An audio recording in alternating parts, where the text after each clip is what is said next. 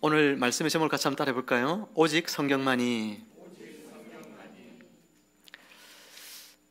오늘은 총회에서 우리 고신 산하 모든 교회가 같이 지키는 이단 경계 주일로 지킵니다. 그래서 오늘은 이 말씀 가지고 함께 은혜를 나누기를 원합니다. 우리 교회에서 조금 밑으로 쭉 수안동 쪽으로 내려가면 성당이 하나 예쁘게 서 있는 걸 볼 수 있습니다. 소환성당이 보면 천변에 세워져 있는 걸 볼 수 있죠. 500년 전에 종교개혁이 일어나기 이전에 만약에 우리가 있었다면 소환성당과 또 우리 교회는 하나의 교회였을 것입니다. 하지만 지금은 한 곳에서 같이 예배를 드릴 수 없게 되었죠. 왜 함께 할 수 없을까요? 많은 사람들은 성당도 교회고 교회도 교회인데 왜 같이 예배드리지 않을까? 사람들 의문을 가지는 사람들이 많이 있습니다. 성당을 다니는 분들이 도덕적으로 우리보다 더 못하기 때문일까요? 거짓말하고 인격적으로 문제가 많은 사람들이 모여 있기 때문일까요? 결코 아니죠. 성당을 로만 가톨릭 교회라 그렇게 이야기하는데 이 로만 가톨릭 교회, 이 교회가 성경의 가르침에서부터 너무 멀리 떨어져 있기 때문에 이런 교회에 저항하고 이제 성경으로 돌아가자, 성경에서 가르치는 교회, 성경에서 말씀하시는 구원의 교리, 그것이 무엇인지를 우리가 알고 성경으로 돌아가자라고 저항했던 그런 교회, 그것을 바로 프로테스탄트 처치라고 이야기하죠. 개신교회, 바로 지금 우리가 있는 교회를 말하는 것입니다. 성당을 이처럼 로만 가톨릭 교회라고 하는데 이 로만 가톨릭 교회는 우리가 믿는 하나님 그리고 우리가 믿고 있는 구원의 교리에 대해서 좀 많이 다른 부분들을 가르치고 있는 것이죠. 죽은 사람을 위해서 기도하면, 그 사람을 위해서 또 헌금을 하면 그 죽은 사람들이 지옥에 있을지라도 그 사람들이 천국으로 갈 수 있다. 그 사람들의 교리는 이제 연옥 교리인데 천국과 이곳의 중간쯤 되는 어떤 연옥, 그곳에서 사람들이 신음하고 있는데 그 죽은 가족들, 그들을 위해서 헌금을 하고 또 기도를 하면 하나님이 은혜를 베푸셔서 연옥에 있는 사람들을 천국으로 데려간다고 하는 말도 안 되는 그런 교리를 가르쳤죠. 그래서 면죄부를 팝니다. 죄를 면해주는 그 면죄부를 돈을 받고 중세교회는 팔았던 것을 여러분 잘 알고 있을 것입니다. 또한 교황의 권위가 하나님과 동등한 권위를 가지죠. 교황은 무오하다 그렇게 여깁니다. 교황 무엇을? 교황은 흠이 없다. 그래서 교황이 도장을 찍은 모든 그런 문구들은 하나님께서 명령하신 것과 동일한 권위를 가진다 그렇게 가르치죠. 또한 마리아에 대해서도 성경은 마리아에 대해서 그가 성모라 그렇게 이야기하지도 않지만 가톨릭에서는 마리아를 성모라 그렇게 이야기하면서 마리아가 죽지 않고 하늘로 성천했다라고 이야기하고 마리아는 죄가 없이 태어났다라고 이렇게 가르치는 그런 이상한 교리들이 계속해서 만들어진 것이죠. 그러니 중세 로만 가톨릭 교회가 성경에서부터 너무나 많이 떨어져 있기 때문에 개신교회가 이 성경으로 돌아가야 된다. 그래서 개신교회가 탄생을 하게 된 것이죠. 오늘 이처럼 우리는 이단 경계주일로 지킵니다. 많은 분들이 나와 이단은 별 상관이 없는데 라고 생각할지 모릅니다. 하루하루 살기 바쁘고 신앙생활하기 급급한데 이단 같은 데에 관심을 가질 이유가 없다 그렇게 말할 수도 있습니다. 그러나 이단은 자신을 광명한 천사로 가장하여 아주 우리 가까이에 와 있습니다. 이단적인 가르침은 우리 안에서 나왔기 때문에 여러 면에서 우리가 믿는 신앙과 아주 비슷해 보이는 점들이 굉장히 많이 있습니다. 그들도 우리가 가진 성경을 가지고 교묘하게 다르게 가르칩니다. 표면적으로 보면 가톨릭이나 우리나 또 이단들이나 우리나 다 성경을 가지고 있어요. 똑같은 성경을 믿는 것 같습니다. 그런데 내용이 들여다보면 좀 가르치는 내용이 다른 것이죠. 같은 성경에서 나왔는데 내용이 달라요. 저들이 가르치는 내용을 가만히 들어보면 처음에는 맞습니다. 그런데 점점 듣다가 보면 끝이 다르잖아요. 그래서 이단이라고 하는 것은 끝이 다르다는 뜻이잖아요. 끝단자. 처음은 같아요. 중간에도 좀 비슷해요. 그런데 점점 끝으로 가면 달라요.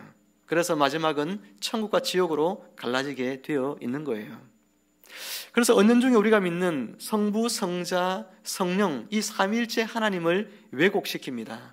우리 구원의 풍성함을 빼앗아 가버립니다. 로만 가톨릭 교회 같은 경우는 구원의 풍성함을 빼앗아가는 것이, 우리 개신교회에서는 구원은 전적인 하나님의 은혜의 선물이죠. 우리가 어떤 행위를, 선한 행위를 했기 때문에 하나님이 우리를 잘 보셔서 너를 내가 구원해 줄게 그렇게 하시는 것이 아닙니다. 우리는 하나님의 원수였고 하나님 앞에 죄인이었음에도 불구하고, 그럼에도 불구하고 하나님은 우리를 사랑하셔서 당신의 외아들 독생자 예수님을 보내셔서 십자가에서 나의 죄를 대신하여 죽게 하심으로 말미암아 내가 은혜 받을 자격이 없음에도 불구하고 하나님은 우리에게 은혜를 베풀어 하나님의 자녀가 되게 하신 것이죠. 이것이 구원의 교리, 은혜의 교리입니다. 그런데 로만 가톨릭 교회에서는 이 전적인 하나님의 은혜에 우리의 선행을 첨가합니다. 우리가 하나님 앞에 뭔가 착한 일을 해야 하는 것이죠. 그런 공덕이 쌓여져야, 하나님의 은혜에 더하여서 우리의 선행이라고 하는 공덕이 쌓여져야만 천국에 들어갈 수 있다고 가르치는 거예요. 그것이 중세시대 때에 그들이 쌓는 공덕은 교회를 짓거나 할 때에 헌금을 하는 것입니다. 화려한 유럽에 가보면 교회들이 얼마나 성당들이 크고 화려하게 세워져 있습니까? 그런 성당들을 세우기 위해서 성도들의 헌금을 강요하고 그 헌금을 드리고 하는 것들이 하나님 앞에 선을 쌓는 것이다 라고 가르치면서 그렇게 중세교회는 지탱해 왔던 것이죠. 구원의 교리가 전적인 하나님의 은혜임에도 불구하고 사람들에게 뭔가를 해야만 내가 구원을 받을 수 있다고 가르치게 되면 사람들은 구원에 대하여 확신하지 못하고 두려움 가운데서 늘 신앙생활을 할 수밖에 없는 거예요. 내가 하나님의 뜻 가운데 조금 잘 살지 못하면 나는 구원받지 못하는 것은 아닐까, 이런 생각을 갖게 되어지는 것입니다. 그러나 은혜의 교리는 우리가 하나님 앞에 선을 베풀어서 행하여서 구원을 받은 것이 아니기에 우리의 삶이 좀 잘못되었을지라도, 하나님 말씀대로 우리가 좀 잘 살지 못했을지라도 하나님이 나를 사랑하시면은 변함이 없다는 믿음으로 오늘도 그 은혜에 기대어서 하나님의 존재 앞에 나와 예배를 드릴 수 있게 하는 것이죠. 사랑하는 성도 여러분, 하나님은 은혜 받을 자격이 있는 저와 여러분에게 그저 찾아오셔서 값없이 구원을 선물로 주신 줄로 믿으시기를 바랍니다. 이 놀라운 은혜를 우리가 받은 거예요. 이 같은 구원의 풍성함, 우리가 바른 교리를 알고 있으면 그 교리 가운데서 누리는 풍성한 신앙생활을 할 수 있는데, 이단들은 이와 같은 것들을 깨트립니다. 신천지 같은 이단들은 14만 4천 명이라고 하는 숫자를 만들어서 그 숫자 안에 들어가야만 구원을 받는다고 가르치죠. 성경을 잘못 해석한 결과입니다. 그 14만 4천 안에 들기 위해서 그들은 점수를 쌓아야 돼. 전도를 하면 점수가 얼마, 헌금을 하면 점수가 얼마, 이렇게 해서 14만 4천 명 안에 들어가기 위해서 안간힘을 쏟는 것이죠. 교리를 잘못 알면 이렇게 삶이 망가집니다. 그래서 신천지 같은 이단들은 정상적인 가정도 아내가 그 신천지에 나오면 남편이 아무리 전도해도 나오지 않으면 이혼을 하라고 가르치죠. 그렇게 해서 가정을 파괴합니다. JMS 같은 정명세 같은 경우에도 젊은 청년들 예전에 많이 모아가가지고 부모가 찾아가면 못 오게 하고 막아서서 부모와 생리배를 시키죠.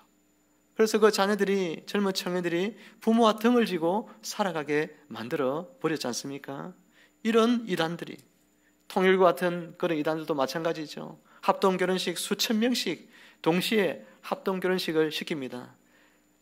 결혼식 당일날에 그 사람 얼굴을 처음 본 거예요. 알고 연애해서 사랑해서 결혼한 것이 아니라 문선명이가 서로 짝지어주면 그냥 결혼하는 거예요. 그래서 합동결혼식 당일 줄 쫙 세워가지고 결혼을 합니다. 결혼을 했어도 그들이 정상적으로 가정생활을 하지 못해요. 왜냐하면 자기들의 영적인 남편은 문선명이기 때문에. 그래서 신혼생활도 못하고 신혼 때도 1년 또는 어떤 몇 년씩 계속해서 별거하고 살면서 그렇게 돈을 벌어서 그것을 통일교 교회에 헌금을 하게 합니다. 그와 같이 가정을 깨트리고 우리 안에 이 신앙생활을 하면서 누려야 될 풍성한 은혜들을 누리지 못하게 하는 것이 바로 이단들이에요. 또한 이단들은 우리가 예수 그리스도의 십자가의 길을 따라가야 되는데 그 길을 따라가는 고난의 삶을 살기보다는 그런 거 필요 없다 그렇게 가르치고 영적인 한탕주의에 빠지도록 유혹하는 그런 이단들도 있는 것이죠. 성경은 이처럼 이단들에 대해서 이미 많이 경고하고 있습니다. 말세에 이와 같이 거짓 선생들, 거짓 사도들, 즉 그리스도가 이 땅에 많이 나와서 많은 사람들을 미혹해 할 것이다 라고 성경은 이미 예언하고 있는 거예요. 왜 이렇게 이단들이 많습니까? 이상한 교회가 많습니까? 여러분, 코로나 때에 얼마나 많은 그 이상한 교회들이 언론을 통해서 많이 나옵니까? 집단으로 같이 살고 참 이상한 교회들 가운데 코로나가 집단적으로 퍼지잖아요. 그런 거 보면서 사람들은 교회를 손가락질합니다. 교회가 왜 저러냐고. 다 이단들이죠. 일반 사람들은 잘 몰라서 그런 거예요. 이단들은 말세에 이와 같이 많이 출현하게 될 것에 대하여 성경은 이미 2000년 전에 예언을 하고 있는데 그 예언대로 되어지고 있는 것을 보면 성경이 진리예요? 진리가 아니에요? 진리인 것이죠. 성경이 진리인 것입니다. 믿는 자들도 사람들이 손가락질하니까 교회가 왜 이럴까 이러면서 자책을 합니다. 여러분, 그래서는 안 돼요. 예수님의 말씀대로, 사도들의 말씀대로 말세에 많은 거짓 선생들이 나오고 이단들이 등장할 것을 예언한 것처럼 지금 되어지고 있는 것을 보면 지금이 어떤 때인 것입니까? 바로 말세인 거예요. 말세 지말이란 거예요. 말세 중에 말세인 것입니다. 주님 재림하실 때가 가까워 온 것입니다. 이것을 여러분 잘 알아야 하는 거예요.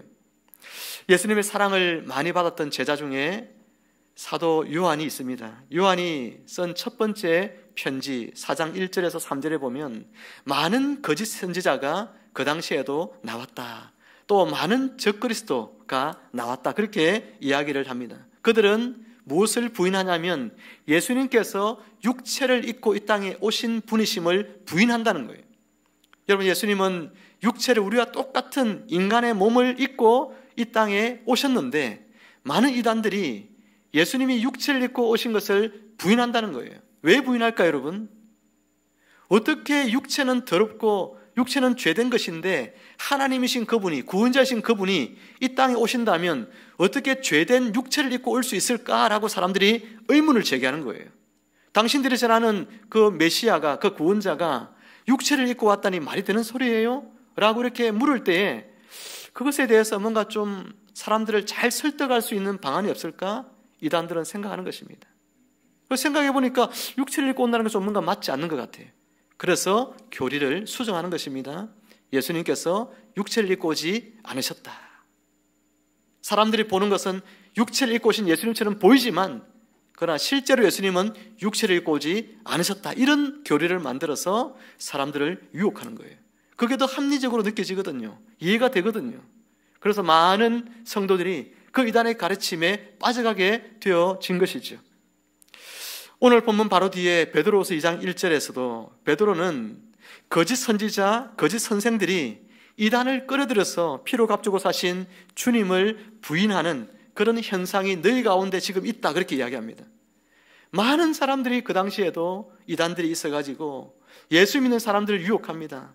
그들로 하여금 잘못된 교리에 빠지도록 만들어 버립니다. 오늘 우리가 읽었던 본문 말씀도 이단에 대한 경계의 말씀과 깊이 연관되어 있는 말씀들이죠. 오늘 본문 말씀을 통해서 본격적으로 말씀을 좀 살펴보겠습니다. 오늘 우리는 신약교회의 가장 뛰어난 두 사도, 여러분 베드로와 바울이라고 하는 이 두 사도가 하나님의 계시를 받아 남긴 말씀을 지금 보고 있습니다. 특별히 이 두 사도 모두 삶의 마지막에 남긴 유언과 같은 말씀이 오늘 말씀들이지요. 자신의 생애가 다해갈 때 사랑하는 교회를 향해서 너무나도 중요해서 꼭 해주고 싶은 말이 있다면 여러분 어떤 말을 해주고 싶을까요? 이 두 사도는 지금 이제 얼마 있으면 천국으로 가게 되어집니다. 죽을 날이 다 되었어요. 이 두 사도가 그런 이 노고의 몸으로 교회를 걱정하며 하나님의 계시를 받아 교회에 마지막으로 당부해주고 싶은 말씀들을 오늘 본문을 통하여 기록하게 하신 거예요. 두 사도 모두 예수님께로부터 진리의 가르침을 직접 받은 사람들입니다. 그 받았던 진리의 가르침들을 초대교회에 전해 주었죠. 그 전해 주었던 예수님의 가르침을 다시 한번 오늘 말씀을 통하여 분명하게 전하면서 그것들을 생각나게 하고 그 진리의 말씀 위에 너희가 굳게 설 것을 유언처럼 남기고 있는 거예요. 베드로 사도는 너희가 이미 알고 있는 그 위에 서 있는 진리, 그것을 다시 한번 생각나게 하고 싶다, 그렇게라고 베드로후서 1장 12절에서 말씀했고, 자신이 육체라는 이 장막이 있을 동안, 아니 자신이 육체라는 장막을 떠난 후에도 우리 주님과 사도의 가르침을 일깨워서 너희에게 계속하여 생각나도록 하기 위해서 내가 이 편지를 썼다라고 이야기하고 있는 거예요. 사도 바울도 자신이 박해받은 것을 말씀하면서 그러나 너희는 배우고 확신한 일에 거하라라고 이야기합니다. 배우고 확신한 일에 거하면서 자신의 영적인 아들 디모데와 성도들을 권면하고 있는 거예요. 너희들은 절대로 다른 가르침에 속으면 안 된다. 예수께로부터 받은 이 가르침 내가 너희에게 전하였는데 너희가 배운 이 진리의 가르침, 그것에서 떠나지 말고 그것을 확신하고 그 가운데 굳게 서야 한다라고 성도들을 권면했던 것이죠. 진리와 가르침, 배운 것에서 결코 떠나지 말라고 하는 이 유언처럼 남긴 이 말씀, 여러분 그것은 바로 무엇일까요? 너희가 배운 것이 뭐죠? 너희가 배운 진리와 가르침이 어디에 있습니까? 그것이 바로 성경 말씀인 것입니다. 성경 말씀에서 떠나지 말라고 하는 것이죠. 여러분 베드로 사도는 오늘 본문에서 한 이야기를 합니다. 자신이 예수님과 함께 하루는 우리가 흔히 잘 알고 있는 변화산이라고 하는 산에서 예수님을 보았던 그 장면에 대하여 언급을 하고 있죠. 예수님께서 이 변화산상에 올라가셨을 때에 그곳에서 하늘이 열리고 그리고 구약의 위대한 두 선지자인 모세와 엘리야와 함께 이야기를 하는 그런 영화로운 모습을 봅니다. 예수님의 옷이 하얗게 여러분 변해져서 이 세탁을 해도 그렇게 깨끗하게 씻을 수 없을 정도로 하얗게 거룩함으로 변화되어진 채 이곳이 마치 천국 같은 그런 그 모습을 베드로가 보고 이곳에 초막셋을 짓고 이곳에서 삽시다라고 베드로가 이야기할 만큼 그런 아주 놀라운 환상을 보게 되죠. 그런 영적인 체험을 그가 했음에도 불구하고 베드로가 자신의 편지에서 이런 영적인 체험에 대하여 자랑하거나 그런 것들을 너희들도 그런 경험을 좀 해야 신앙생활이 좀 제대로 되지 않겠냐라고 한 번도 베드로 사도가 이야기한 적이 없어요. 오늘 본문에서도 이 이야기를 굳이 언급하고 있는 것은 우리에게 이와 같은 환상을 보아야 한다거나 영적인 깊은 체험을 해야 신앙생활을 잘할 수 있다거나 그 이야기를 하려고 하는 것이 아니라 우리에게 하나님의 말씀에 더욱더 굳게 붙들고 그 말씀에 서라고 오늘 우리에게 말씀하고 있는 거예요. 우리 베드로후서 1장 19절 말씀을 같이 한번 찾아서 읽어보겠습니다. 베드로후서 1장 19절입니다.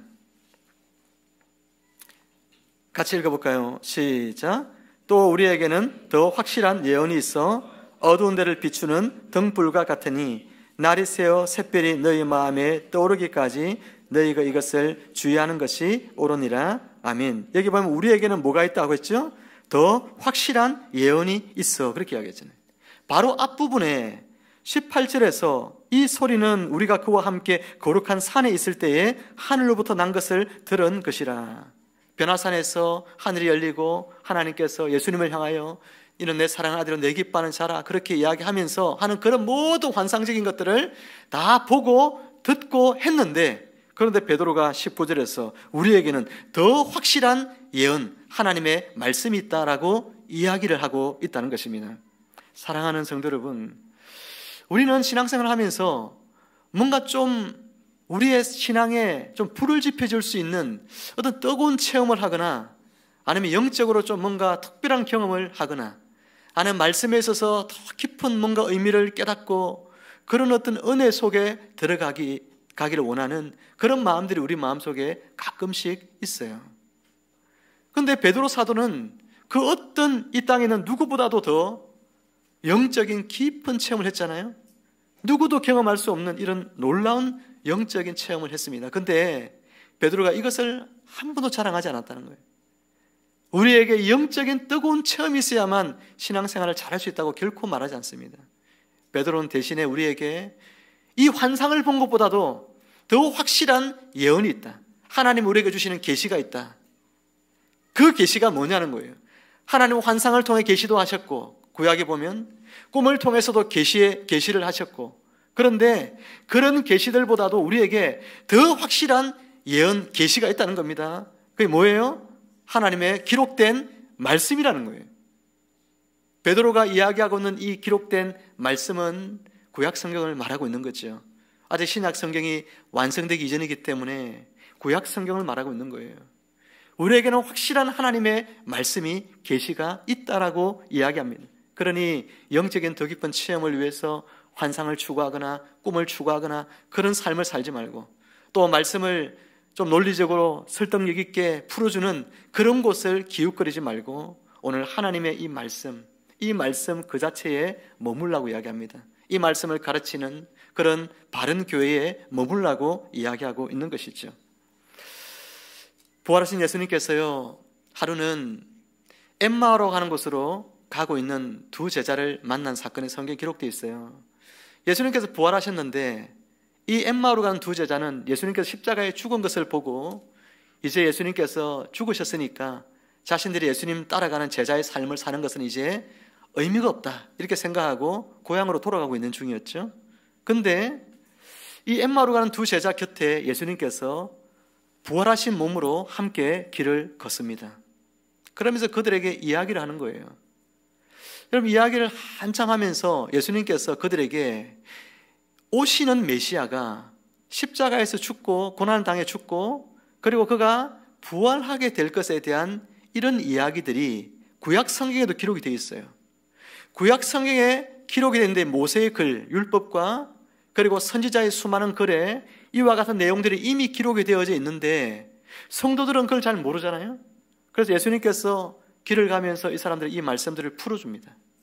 모세의 글에 그리고 선지자들의 글에 부활하게 될 것에 대한 이런 내용들에 대한 이야기들을 이야기해줘요. 메시아가 와서 고난당하고 죽고 부활하고 할 것을 이야기를 해주니까 이 사람들이 나중에 뭐라고 고백하냐면 이렇게 고백합니다. 누가복음 24장 32절 말씀인데요, 우리에게 말씀하시고 우리에게 성경을 풀어주실 때에 우리 속에서 마음이 뜨겁지 아니하더냐.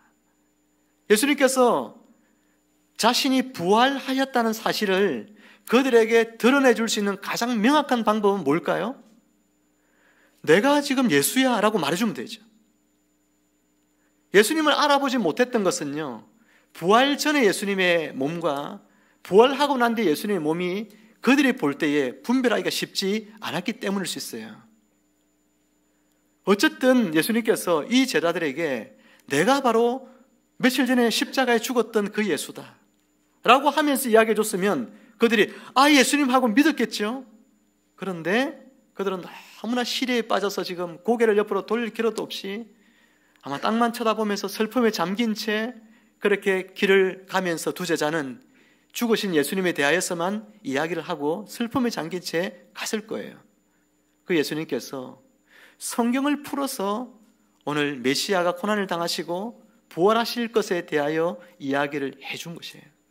자신의 부활한 몸을 만져보라고, 내가 부활했다고 그렇게 말해주고 그런 체험을 하게 해서 예수님 믿게 하는 것이 아니라 성경에 기록된 그 말씀들을 하나하나 풀어주면서 고난당하고 부활하실 것에 대하여 예언되어 있는 것에 대한 이 말씀들을 통해서 그들이 메시아를 온전히 믿게 만든 그런 내용들이 기록된 것이죠.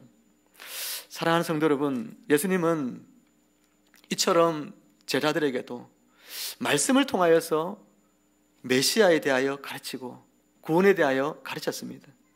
그런데 우리는 신앙생활을 하면서 뭔가 신비로운 체험을 하길 원하고 예수님을 만져보길 원하고 예수님 만나보길 원하고 그렇게 우리는 헛된 생각을 하면서 신앙생활을 할 때가 들어 있는 거죠. 예수님은 이 성경 안에 그대로 계시되어져 있습니다. 우리가 예수님을 만나길 원한다면 성경을 펼쳐보면 돼요. 성경을 펼쳐보면 그 속에 예수님이 우리를 만나주시는데 우리는 기도하면서 주님 제 앞에 한번 나타나 주세요. 저를 한번 만나주세요. 이렇게 기도하는 그런 어리석은 사람들도 종종 있는 것입니다. 예수님을 따라서 베드로도 이렇게 지금 이야기를 하고 있는 것과 똑같죠. 예수님도 자신에 대해서 증거하실 때 구약 성경을 따라서 그것을 풀어주셨는데, 내가 변화산에서 그렇게 강력한 체험을 했지만, 그렇지만 그 체험도 성경이 가진 확실성에 비하면 아무것도 아니야 라고 지금 베드로는 이 편지를 통하여 성도들에게 이야기를 하고 있는 것이죠. 인간으로서 할 수 있는 가장 영광스러운 체험을 했던 이 베드로도 성경보다도 그것이 더 확실하지 않다, 성경이 훨씬 더 확실한 증거다, 이것을 우리에게 말씀해 주고 있습니다. 인간이 아무리 신비하고 강력한 이적과 체험과 환상을 보았다 하더라도 그것은 성경의 확실성을 결코 넘어설 수가 없는 것입니다. 그래서 베드로는 강조합니다. 성경만이 성령의 감동하심을 받은 사람들이 하나님께 받아서 말한 것이다 라고 이야기하고 있는 것이죠. 우리 베드로후서 1장 21절 말씀 같이 한번 읽어보겠습니다. 베드로후서 1장 21절 시작. 예언은 언제든지 사람의 뜻으로 낸 것이 아니요 오직 성령의 감동하심을 받은 사람들이 하나님께 받아 말한 것임이라. 아멘. 하나님의 성령께서 성경 기록할 자들을 감동해 주심으로 말미암아 하나님께서 계시하시는 말씀을 그대로 받아서 기록한 것이 바로 성경이라고 이야기하고 있는 거예요. 그러니 이 성경만이 하나님의 계시를 드러내는 가장 완전하고 완벽한 수단임을 여러분 기억하셔야 합니다. 그 외에 어떤 곳에서도 하나님의 계시가 있지 않음을 알아야 합니다. 성경 바깥에 어떤 곳에서도 하나님의 계시가 있지 않습니다. 그러니 오직 성경만이 하나님의 뜻을 드러내는 온전한 계시임을 여러분 믿고 성경 말씀 속에서 하나님 만나시고 성경 말씀 속에서 하나님의 뜻을 깨닫는 여러분들 되시기를 주님의 이름으로 축원합니다. 사도 바울은 또한 고린도 교회에 보낸 두 번째 편지 2장 12절에서 사도 바울 또한 자신이 체험했던 한 이야기를 합니다. 자신이 간접적인 화법으로 이렇게 이야기해요. 내가 그리스도 안에 있는 한 사람을 안다, 그렇게 이야기해요. 사실 자기를 두고 이야기하는 거예요. 내가 그리스도 안에 있는 한 사람을 아는데 그 사람이 14년 전에 셋째 하늘에 올라갔다, 이렇게 이야기해요. 유대인들의 관점에서 하늘은 세 개로 나누어지는데 3이라고 하는 숫자는 완전한 숫자죠. 특히 하나님과 관계되어서 완전한 숫자거든요. 그래서 하나님이 어디 계신다고 생각했냐면 하나님은 완전한 세 번째 하늘, 저곳에 하나님이 계신다, 그렇게 믿었습니다. 이 바울은 자신이 그리스도 안에서 있는 한 사람을 알고 있는데 그 사람이 14년 전에 저 세 번째 하늘, 하나님 계신 천국에 갔다 왔다는 거예요. 그곳에서 말로 다 표현할 수 없는 이야기들을 다 듣고 왔다는 것입니다. 그 사람이 바로 자기 자신인데 고린도 교회에 이 편지를 보내면서 자기 자신이라고 처음에 이렇게 소개하지 않고 이야기를 간접적으로 하는 이유는, 고린도 교회는 어떤 교회였습니까? 많은 환상을 보고 꿈을 보고 방언을 하고, 고린도 교회는 그런 교회였어요. 그런데 교회가 문제투성이의 교회였습니다. 늘 싸우고 분열하고 그런 교회였죠. 그런 교회였기 때문에 혹여라도 사도 바울이 평상시에 내가 14년 전에 천국에 갔다 왔어, 하나님의 계시를 들었어, 이런 이야기를 하면 그곳에 있는 안 그래도 환상과 꿈과 이런 것들을 막 추구하는 이 사람들이 어떻게 하겠어요? 더 그런 것들만 추구하고 하나님의 말씀은 등한시하고 그렇게 하지 않겠어요? 그렇기 때문에 그런 이야기를 하지 않았던 것이죠. 천국에 갔다 오고 하나님께로부터 직접 계시를 들었던 이 사도 바울이, 그가 고린도후서 2장 5절 말씀에서 뭐라고 이야기하느냐면 내가 이런 사람을 위하여 자랑하겠으나 나를 위하여는 약한 것들 외에 자랑하지 아니하리라. 사도 바울은 자신이 진짜 자랑하고 싶은 것은 뭐라는 것입니까? 나의 약한 것들만 자랑하겠다 말합니다. 사도 바울은 병이 있었어요. 어떤 병인지 잘 모르지만 어떤 사람은 안질이라고, 눈이 시력이 너무 안 좋은, 그러니까 눈에 눈꺼풀에 계속해서 뭔가 끼고 이렇게 하는 그런 병이 있다고도 이야기하고, 또 다른 병들이 있다고도 이야기를 합니다. 어떤 병인지 성경에 기록하고 있지 않다면 잘 모르지만, 그러나 이 사도 바울은 자신이 너무나 약한 존재예요. 말도 어눌하고 키도 작고 인물도 사도 바울 성경에 보면 댐댐이도 별로 좋지 못한 것 같아요. 좀 못생긴 편인 것 같아요. 좀 속한 말로. 그런 사람이에요. 그래서 사람들이 그분의 설교를 들으면서 감동을 받고 그러기보다 말 주변이 없고 말이 어눌하고 말의 설득력이 부족하고 그렇게 사람들이 이해하는 사람들도 꽤 많이 있었던 것 같습니다. 그런데 사도 바울은 이와 같이 자신의 여러 약한 것들에 대하여 자랑한다는 거예요. 왜요? 왜 그걸 자랑합니까? 자신의 약한 것 속에 예수님의 강함이 드러나기 때문에. 나는 약하지만 주님의 강하심이 나의 약함을 사용하심을 통하여서 주님의 강하심이 드러난다는 거예요. 내가 말주변이 없어서 설교를 제대로 못해서 논리적으로 설득력이 약해가지고 사람들을 내가 감동시켜 예수 믿게 만들지 못하지만, 나는 그렇게 못하지만 하나님의 성령이 내게 임하시고 예수님이 나와 함께 하심으로 말미암아 내가 말씀을 전할 때 그 어눌한 말이지만 그 말씀에 감동이 있게 하심으로 사람들을 능히 구원한다는 이야기예요. 누가 하신 일이에요? 바울이 말을 잘해서 사람들을 구원한 거예요? 예수님이 하신 일이에요. 예수님이 하신 거죠. 성령 하나님이 하신 일이죠. 그래서 바울은 자신의 약함을 자랑한다는 이야기예요. 그 말은 바꿔 말하면 예수님만 자랑한다는 이야기입니다. 자신이 보았던 천국, 그 놀라운 경험들, 그것들을 바울은 자랑하고 있지 않습니다. 여러분, 대부분의 이단들이 가진 특징은 베드로나 또 그리고 바울이 이야기한 것처럼 오직 성경, 오직 하나님의 말씀만이 참된 계시다, 우리가 신비로운 다른 체험을 할 것이 아니라 오직 말씀으로 돌아가야 되고 말씀 그것만이 우리에게 능히 구원할 수 있는 유일한 하나님의 계시다, 우리가 하나님의 뜻을 더 깊이 알려면 말씀을 펼쳐봐야 된다, 하나님의 말씀 속에 하나님의 모든 뜻이 다 들어있다 라고 하는 이와 같은 이야기들을 믿지 않아요. 이단들이 안 믿습니다. 그들은 자신들이 성경을 내세우긴 하죠. 많은 이단들은 다 자기들이 뭐라고 합니까? 우리는 성경만 가르쳐, 이렇게 이야기하죠. 우리는 이 성경이 진리라고 믿고 이 성경에 구원이 있다고 믿고 우리는 성경만 가르쳐, 우리보다 더 성경을 가르치는 그런 데는 없어, 이렇게 이야기해요. 어떤 분이 그럽니다. 목사님, 어떤 이단에 보니까 그 사람들 성경 공부를 정말 열심히 하고 성경을 많이 읽던데요. 그런 이야기해요. 많이 보죠. 많이 읽고 성경을 많이 외우기도 하고. 그런데 뭘 보고 뭘 읽고 뭘 배우나요? 자신들에게 필요한 것만 읽고 보고 외웁니다. 다른 말씀들 읽어가지고 혹시 진리를 깨닫게 되면 어떻게 돼요? 다시 교회로 돌아올 거 아니에요. 그럼 못 읽게 하는 거예요. 그런 것들은 성경을 면밀하게 살필 수 있도록 하는 것은 다 못하게 해요. 그 신천지 같은 데는 어떤 성경만 봅니까? 개역 성경만 보잖아요. 개역 성경. 우리 지금 뭐 보고 있어요? 개역 개정이잖아요. 개역 개정도 성경 번역이 어렵게 돼 있는데 개역 성경은 더 어렵죠. 또 다른 이단들은요, 옛날에 한자가 같이 섞인 성경을 봐요. 왜요? 더 어려운 성경이니까. 그래야 성경을 봐도 모를 거 아니에요, 사람들이. 근데 성경을 세번역 성경, 개신교회가 편찬한 성경 중에 아주 잘 번역된 성경이 세번역 성경이에요. 가톨릭에서 출판한 것 중에서는 공동번역 개정판, 이런 성경을 가지고 면밀하게 성경을 읽으면 어떻게 되지요?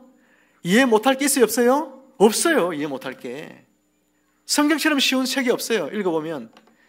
물론 역사적인 배경을 모르면 성경이 어렵고 문화적인 배경을 모르면 어려운 부분이 있어도 문자적으로 그 말이 무슨 뜻인지를 모르는 경우는 없다, 이 말이에요.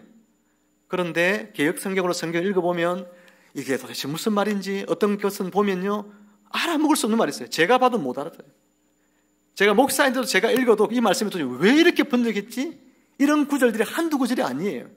그런데 세번역 성경을 딱 펼쳐서 같은 구절을 보면, 야, 이게 이런 구절이구나, 이렇게 쉬운 내용인데 왜 이렇게 번역해놨을까?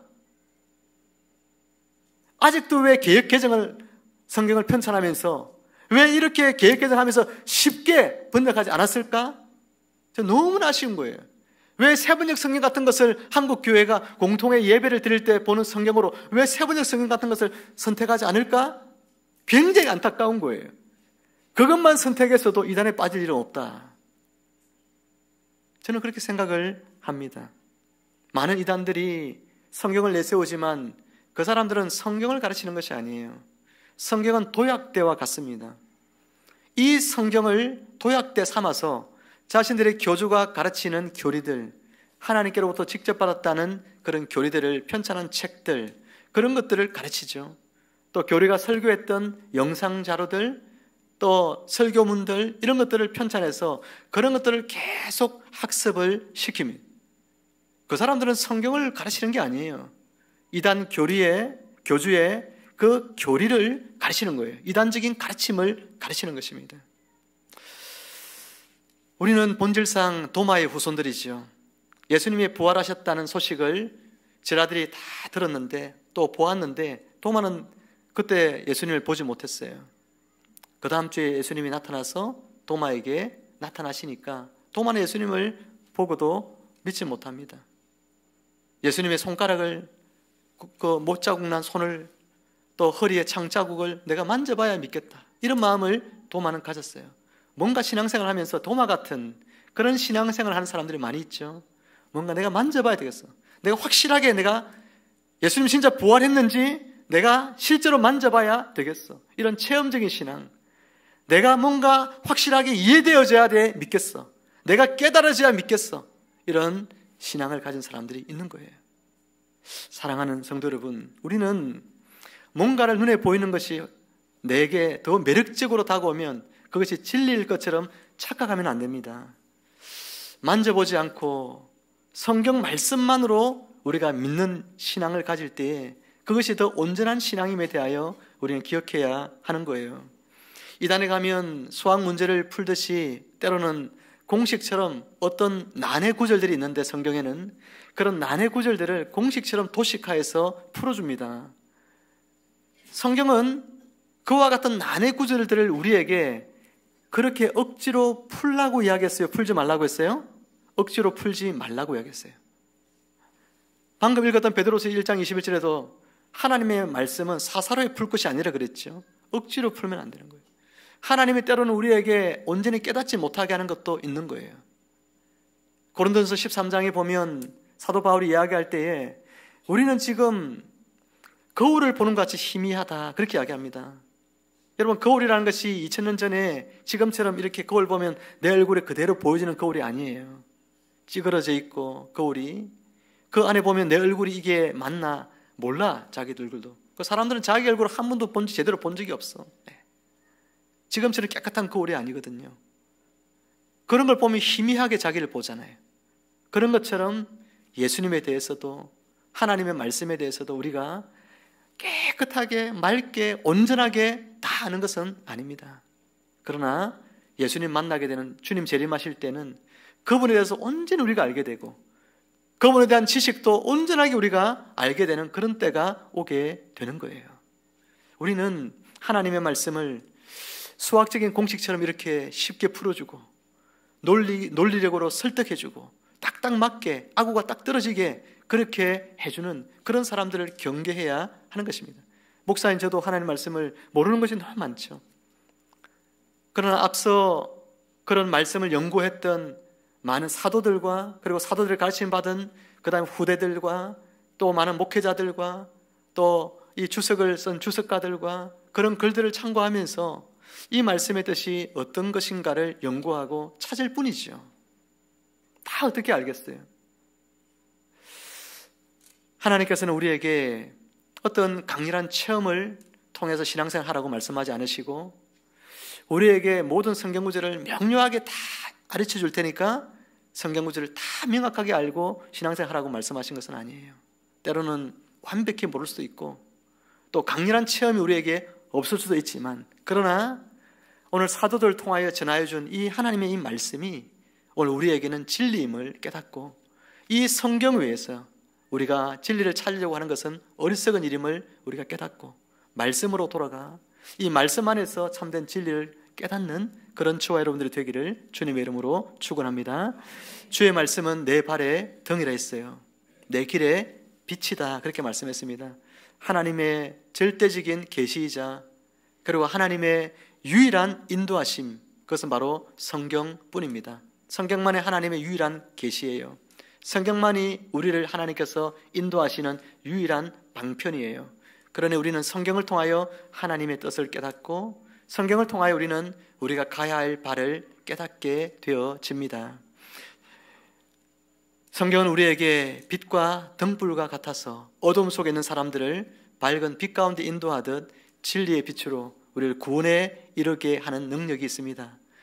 성경은 또한 우리의 앞에 등불과 같아서 우리가 어디로 가야 할지 헤매는 인생들에게 내가 걸어가야 할 인생의 길을 밝히 비춰주는 등불과 같은 것이죠. 그러니 오늘 이 말씀, 성경 말씀 안에 거하시기를 바랍니다.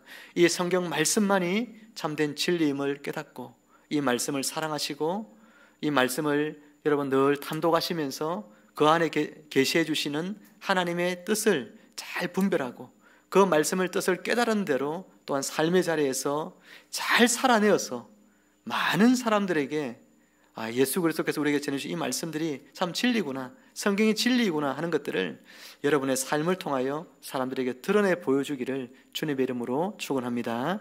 함께 기도하겠습니다. 하나님 아버지, 은혜를 감사합니다.